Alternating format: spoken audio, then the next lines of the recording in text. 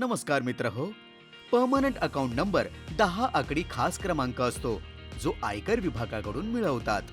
प्रत्येक निर्यातदार आणि आयातदाराकडे पॅन असणे जरुरीचे आहे, कारण तो भविष्यात सर्व टॅक्सेशन आणि ड्युटी संबंधित कामासाठी आवश्यक आहे.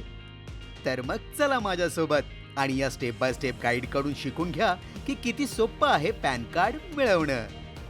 NSDL च्या वेबसाईटवर जाऊन फॉर्म 49A भरा. ॲप्लिकेशन टाईपमध्ये जा आणि फर्म निवडा. त्यात कंपनीचं नाव, इनकॉर्पोरेशनची तारीख असे तपशील भरा.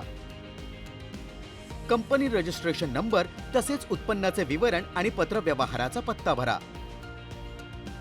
नवीन पॅन अर्जासाठी कार्यालयाच्या पत्त्याचे प्रूफ NSDL मध्ये जमा करा.